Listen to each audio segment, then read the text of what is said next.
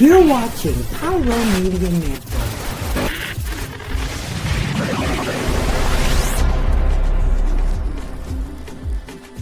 We just keep on walking, but never really getting nowhere.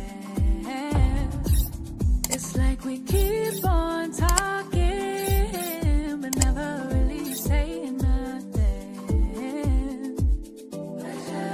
On different sides, on different times, stuck in a ways we ain't changing. Can't read your mind, and I've really tried. You won't let me in like we're strangers. Say opposites, supposed to attract, but we both can tell it feels often. Should let it go, but somehow we fold, and it happens way too often. We're so different, we're so different. How can we ever agree, make it fit in? It's just like we're so different, we're so different. I don't quite understand you, you don't get me.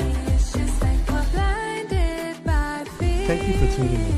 If this is your first time joining us, welcome. We hope your experience is fruitful. Please feel free to visit our website to find out how you can join our growing family. While we are loading your experience, please do us a quick favor and hit that like button from whichever platform you're watching or listening on. Also, share so others may enjoy as well. And we hope you would consider hitting that subscribe or follow button so you can check out more of our amazing content. All right, let's start the show. Let me first say that this conversation is not about interracial dating because I know some people will want to take it there. This conversation is about what happens after a Black woman is killed. Welcome back to Tammy's Take. Let's start the show.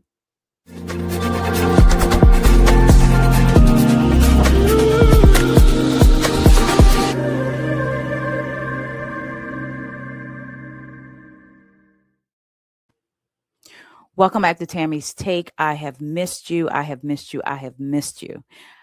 Tonight's show is one that's both personal and I hope it's going to be informative for those of you who will watch the show. I am a regular on the TikToks, like a lot of you know. Many of you have followed me here from TikTok. And there's been a lot of conversation about a young woman whose name is Ashley Robinson. She's 31 years old, known as Ashley Janae, who was found dead in Zanzibar Hotel on April 9th, 2026, after a dispute with her fiancé, Joseph McCann. Tanzanian police are investigating the death as a potential suicide following a misunderstanding, but the incident remains under investigation with her partner's passport being held. Ashley is not the only Black woman recently who was found murdered by somebody who was supposed to love her. Another woman that's made the news or made the headlines, and this is personal to me because she is in the state that I am in, and that woman is Nancy Bowen. Nancy Bowen was the vice mayor of Coral Springs, Florida. She was tragically killed in a domestic violence incident on April 1st, 2026. A case involving her husband, a respected environmental scientist and an advocate. She was the first Black and Haitian American female commissioner in Coral Springs, elected in 2020 and re-elected in 2024. And then we have the case out with Jordan Fairfax. Justin is the former Virginia lieutenant governor. Jordan Fairfax was identified by police as having shot and killed his wife, Karen, before taking his own life in a murder-suicide in Annandale, Virginia on April 16th, 2026. The incident occurred in their home while their two teenage children were present. Now, the reason why I'm talking about these women being murdered, specifically Black women, and the men that murdered them, after Ashley Janae's death, there was a lot of conversation online and a lot of chatter online from people, Black people, and more specifically, a lot of Black men, basically chastising Ashley for dating out. And this conversation happens a lot when Black women are the subject of violence if their partner is not Black. We seem to get really, really quiet when the Black women are unalived by other Black men. Now, the reason why this conversation is important to me, because while there were a lot of Black men specifically, and some Black women that came online to talk about interracial dating. And because she dated out, this is why this happened to her. There were also a lot of Black women jumping online, basically in defense, saying, and a lot of these Black women that I saw were also Black women who either are married to men who are not Black or they're dating out themselves. And as a Black woman who have been married to a white man, I was married to a white guy, had my 4 children with him. I date everybody. I'm not one of these Black women where I am holding out for my right Black man. I would love to be with a Black man. I would love to be in a relationship. I would love to have Black love. I celebrate Black love. I love Black love. But I'm also one of these people. I am the like who likes you. Date who wants to date you. Be with the person that shows interest in you. Be with the person who's not afraid to claim you in public and all the things that women want. And as a Black woman who married a white man, I will say, when I first got with my ex-husband, I didn't know a lot about white men and how white men engage in the act of marriage. Right now, some of you may have heard of Alpine divorce. And Alpine divorce is where typically a white man who's married to a white woman or any other woman, when they want out of the marriage, they will take their wives hunting, hiking, not hunting. Some of them do take them hunting too, but they will take their wives hunting and hiking.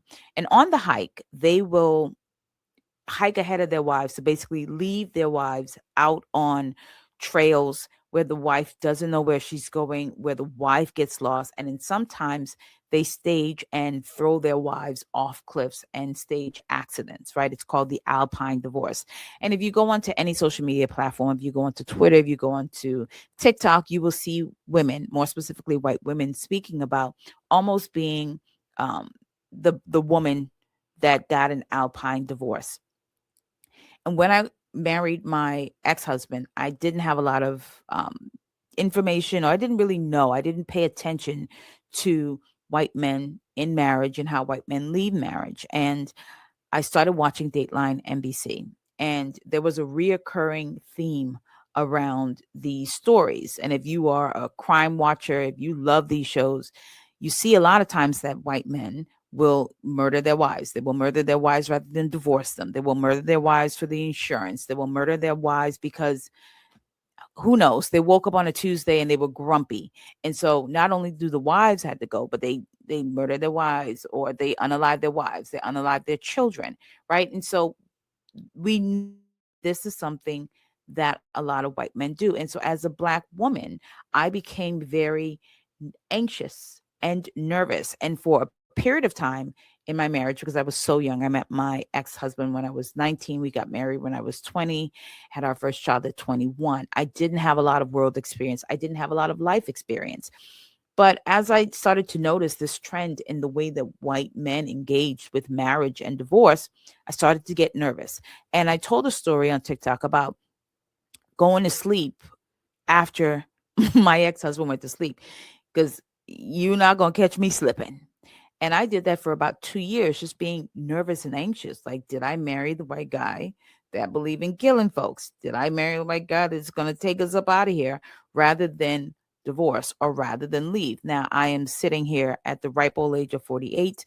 Me and my ex-husband have a really great relationship. We have 4 great kids. So I didn't marry that kind of guy. But I didn't pretend that wasn't a possibility. And so while on one side of this conversation, you have Black men or Black people saying to other Black women, this is what happens when you date out. You shouldn't date out. And, that's what she gets. And then on the other side, you have a lot of Black women pretending that this isn't a real thing, that this isn't something to be concerned about.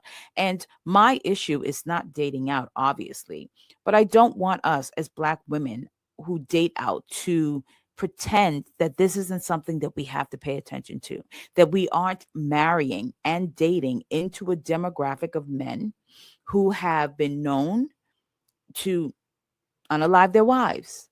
And again, based on the stories that I said at the top of the show, this is not unique, right? We know that Black women are also murdered by Black men. We know that Black women are also murdered by their spouses. We know that white women are murdered by white men, and sometimes they're murdered by Black men. So this is not a matter of who will murder you or not murder you, but we have to talk about, if you are, in the unfortunate case of Janae, if you are murdered and your partner is white, what is justice going to look like? What is justice going to look like for you? Because we know that justice is not blind. We know that empathy is not distributed from a place where people don't consider race, right? I write about that in my book, The Empathy Gap, It Is Black and White. I talk about the ways that race impacts whether or not people have empathy for you. And that's evident in the fact that this Black woman has received little to no empathy about her murder. What she has experienced around her murder is ridicule. What she has experienced around her murder is judgment. So we know that when you have a partner who is white and you are Black, there may be no empathy coming, not just from people who are white, but also from the people who are Black. And I think that's something as Black women, those of us who make the decision to date out, we have to think about this. If we are the victims of violence by white men that we choose to date, that we choose to marry, that we choose to procreate with, is empathy going to be distributed to us? Are the Black people in our community going to have empathy for what happens to us? Are the Black people in our community going to keep our name, say their names? Are our names going to be said by the people in our community? And it is evident it may not. It may not. And it may not be said simply because we have chosen to love and to marry and to date outside of our race. Is our name going to be spoken by the white community? Probably not. Probably not. And I do think if we're going to talk about interracial dating, the dating isn't the problem. The dating isn't the issue. The procreating is an issue. To having children, to being loved, to being cared for is not the issue. We have to talk about, in the unfortunate event that the person that we are dating, the person that we are marrying, the person that we're procreating, if their race is white, and should they harm us, what does justice look like for us? Because I can tell you, I'm in the state of Florida with Nancy Bowen. Her husband is probably going to be under the cell. Now, he confessed to murdering her, from what I understand in the reports. He confessed to doing that. He's going to spend a lot of time in jail. He's going to spend a lot of time in jail.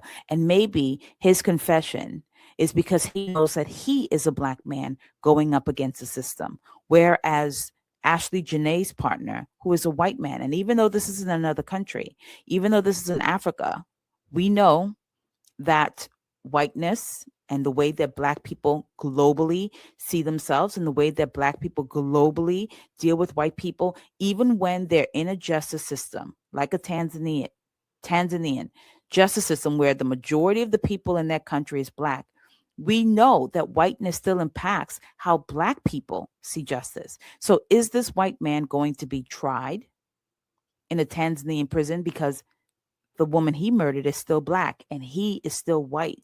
And so when we talk about Ashley Janae's death, I want us to talk about that death, not about chastising Black women or scolding Black women or making Black women feel like they can't date out. They can't be selected by anybody else.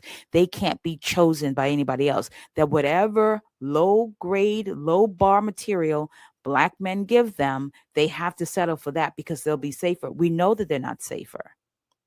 We know Black women are not safer with Black men as their partners than they are with white. And I don't understand why we're having this conversation or trying to make it seem as if she was with a Black man, she was going to be safer. Nancy wasn't safer. Karen wasn't safer. And they had Black men. So I want us as Black women to have this conversation honestly. If you're going to date out, are you not at least concerned that you may be dating a man that could be a man that cause you harm, that could be a man, and this is true for any man. Let me just say that.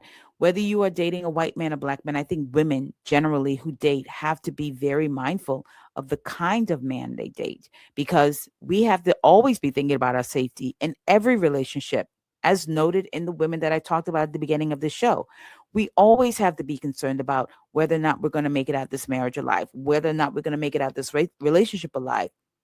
And the only conversation I'm having tonight is not about who she loves, but it's about whether or not we'll get the justice based on who she loved.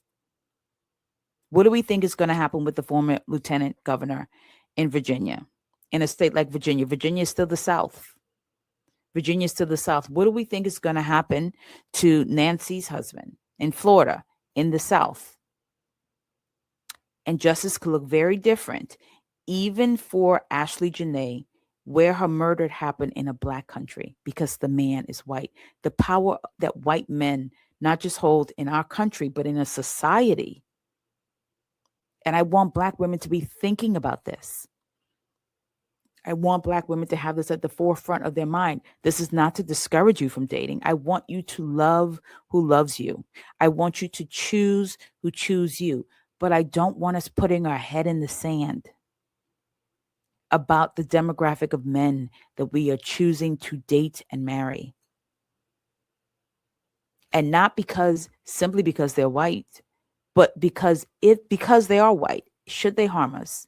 Should something happen to us? Should they harm us? Should something happen to us? What will justice look like? What will justice look like? Because what I hope will happen for Ashley Janae is that even in Tanzania, that her death isn't ruled a suicide. And we don't have the evidence, so we have to say if. We know that former Virginia lieutenant killed his wife. We know that Nancy Bowman, husband, killed her, because we know. Now, he is saying that he didn't. He's saying that this is suicide. But I hope wherever the evidence leads this investigation, and if it leads it back to him, I hope that the fact that he is white isn't put above what justice needs to be for her. And I hope that we look at her death and probably many other deaths that have never made the headline, because we're talking about Ashley Janae because she was an influencer and people knew her. But how many other black women have died at the hands of their white partners who are walking around free? We don't know. You know why we don't know? Because we don't live in a country and a society that prioritizes our death, and they prioritize it even less if our partners are white. We hear about the black women who are killed by the black men. We hear about those women. We know about them. They make the headlines. How many other black women have died at the hands of their white partners that we don't know about? Because we live in a country and a society that doesn't care about the bodies and the lives of black women. How many we don't know about? How many lives have been lost at the hands of men who were not black? How many black women's lives have been lost that we don't know? That we don't know. And this is not me scaring you. Listen, don't be me sleeping with one eye open and falling asleep before the man falls asleep, right? I obviously married a very, very good man. And he was a good man in the marriage, and he's a good man outside the marriage. I married a good man almost 30 years later, right? So I married a good man, and you probably have married a good man as well. You probably have a good husband. You've probably been married longer than me. If you're a black woman married to a white man, you probably enjoy everything about your husband. Your husband's probably been the best man you've ever dated. But for the black women who are opening up their possibilities to different races of men, I think white men create or present a unique challenge in that if they harm you, we see that white men, for those of us who love crime shows, we watch crime shows, we see it. We watch how many cases go unsolved when the woman is white and that man has unalived his white wife. How many of those cases get unsolved? How many of those we don't even know? How much more if the woman looks like us? We're going to take a quick commercial break, and then we'll talk about the empathy piece. We're going to talk a bit more about the empathy piece and what happens when you are Black and he is white, and how empathy gets distributed. See you right after the break.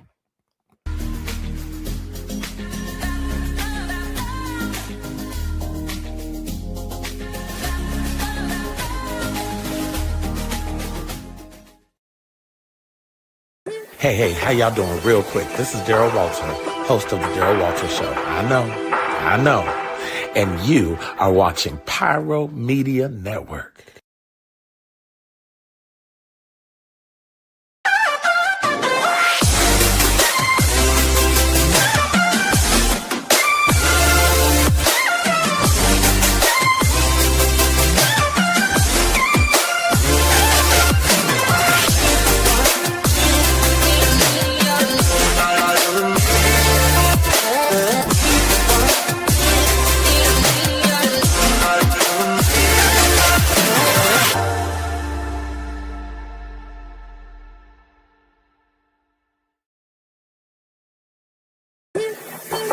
Hey, it's Dr. Nicole D. Vick from Dr. Victorious, and you're watching Pyro Media Network.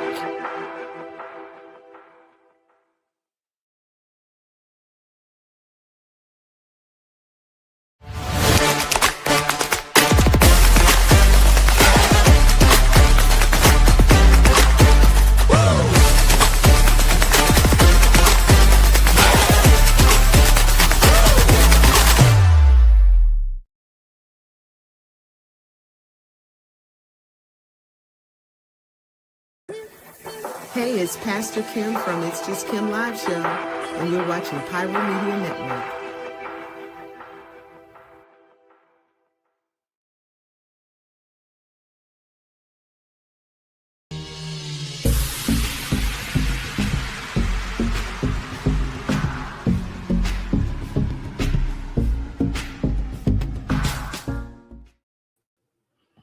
Welcome back. Okay. So I want to talk about the empathy piece, and I talked a little bit about it at the first part of the show, but I do really want to talk about the empathy piece because I do write about this in my book. And I remember thinking about the chapter on conditional compassion and how under the system of white supremacy, that compassion is conditional, is doled out conditionally.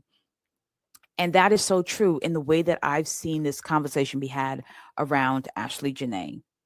There seems to be so very little empathy from the Black people who say that's what happens when you date out, as if her life didn't mean anything because she chose to love somebody who wasn't Black. I've seen Black women get online and basically like drink tea or sip tea, like this is what happens to you, like just no care that somebody's life was taken from them simply because they loved somebody different. Now, I know that love is political and love is a choice. I completely understand that. When I decided to date and marry my ex-husband, I was not political. I was not, I wouldn't say that I wasn't seated or wasn't pro-Black, because I don't even know what that means. I'm Black. So if I'm Black, I'm already pro max Black, and I'm a dark-skinned Black woman. But I really didn't understand that dating and marrying people is a political act, right? So if you are a Black person with wealth, it is political to date somebody else who's Black so that you can have generational wealth and you keep wealth inside of that Black family, that Black lineage, right? So we know that dating and marrying is political. And this young woman was young. A lot of us have dated people who we wish, if somebody saw us today, be like, please don't put that body on me. Honey, I don't know the man. I don't know that woman. Don't ask me about him. We've all had those people that we wish we would not have dated. We wish was not a part of the roster. We've all had that. So she was a young woman who was just dating. She was probably a young woman who finally found somebody who showed interest in her, that loved her, that provided for her, that took care of her, right? Like we don't know the ins and the outs of anybody's relationship. And I think that was true for Nancy Bowen and for Karen Fairfax. All of these women probably thought they met men who would love them, who would cherish them, who would take care of them, who did all the things that men do when we fall in love. And to watch women, especially Black women, have so very little empathy and regard for her life because she dated out. And while expected from some Black men that was going to be the response, it was still heartbreaking. It was still heartbreaking. And on the flip side of that is, I don't think I've seen any white person talk about Ashley Janae and what happened to her. So no matter what side of the racial divide you're on, there was no empathy for this young girl's losing her life. No empathy for the fact that we've all loved somebody we wish we did not love. We all were in relationships we wish we could go back and change. Now, a lot of us, I'm sitting here, a lot of us made it out alive to tell our stories. We made it out alive to throw the shade. Right. I remember dating a young man when I was about 18. I had moved from America back to the Bahamas. And, my mother, God bless her, that woman she was a praying woman, but my mother had sight, could see what you couldn't see. And when you're young and you're dumb and you don't listen. And I remember started dating this young man. And listen, I'm a sucker for a tall man. And Robert was tall. Robert was probably 6'3", and he had these very small, like almond eyes. He almost looked Asian. He looked like this mix between Black and Asian, but he was a Black Bahamian man, and he was tall and he had muscles, and he was a chef. He cooked. Now listen, I'm a Pisces. You feed me, listen, we're gonna be together, okay? And he was all the things. And I was young and dumb and had just kind of started feeling myself in my body. I was a late bloomer when it came to sex, and God help you if those two things tie in. You meet a man, may not be the greatest, and God help you if you're not sexually active or you're not familiar with sex, that you can get lost in it. You can get lost in those relationships. And my mother didn't like this young man. She didn't like him. And I was young. He was probably my second boyfriend. He was tall. He looked, had this mix between Black and Asian. He could cook. He was muscular. He smelled good, all the things. And, not for nothing, he knew what he was doing, okay, in that bedroom. And when you're young, you have no experience. There's something about being with an older man that knows what to do and knows what's happening. And I watched us quickly go from me being this thing that he loved and cherished to him pushing boundaries about subtly introducing abuse, right? And it didn't start off with hitting me. It started off with pinning me against the wall and being right in my face and scaring me. And it started with holding my face, right? Now, had I stayed in that relationship longer, I would have been an abused woman. And the only thing that got me out of that relationship was my mother said, why don't you apply to go to college back in the States? Because I went to high school here. And I think my mother knew, and she was trying to get me out from underneath this man. And the only way to get me out from underneath him was to send me back to the United States. And so to appease her, I applied for a college visa. And these fools said, yes, child. And so here I was back in the United States. But that decision by my mother, that insistence by my mother, saved me from an abusive relationship. I know I would have ended up in an abusive relationship because I was young and I believed that this person loved me, and I believed all of that jealousy was about how much he loved me and that he was just correcting me. And because I'd come from a home where I saw my father abuse my mother, that wasn't out of the realm of possibility for me. And so we don't know why this young girl fell in love with this guy, but we've all fell in love with the wrong guy. And a lot of us, thank God, it didn't cost us our life. And so as we watch this story play out, I want to encourage people. I want to encourage people to please don't check your empathy at the door, because the thing about having empathy is being able to place yourself in somebody else's shoes, to see it from their perspective. And even if I was not a Black woman who was involved with a white man and understand, have all the anxiousness and the worry about being in an alpine marriage, I was a young girl who fell in love with somebody I should not have fallen in love with. I'm alive to tell the story, unbattered and unbruised.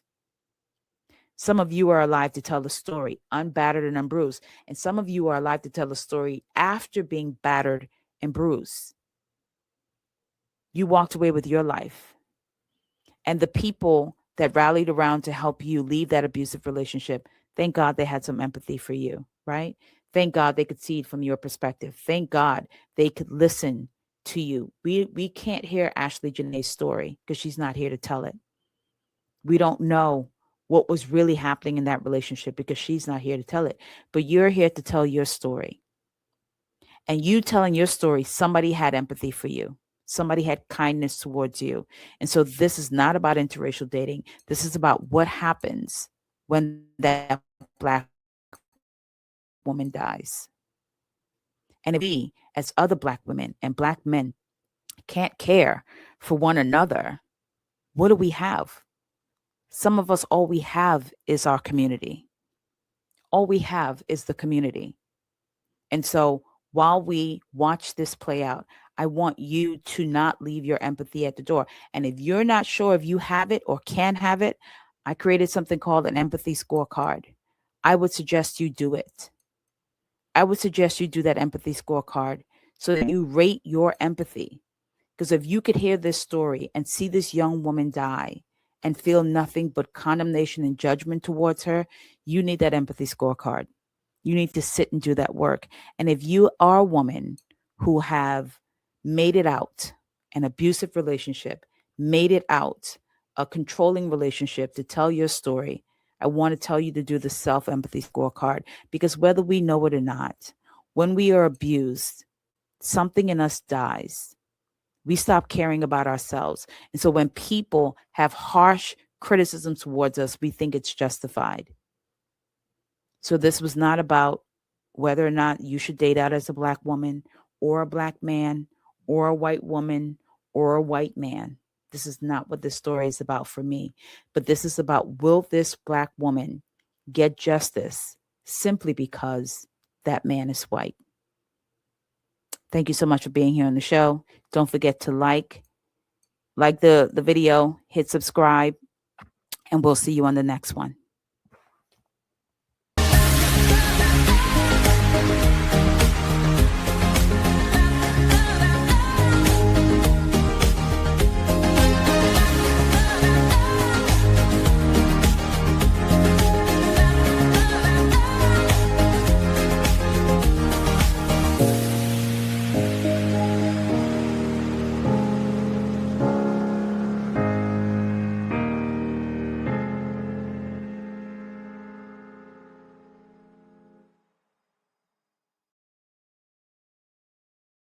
Thank you for watching Pyro Media Network. For more information, please visit pyromedianetwork.com.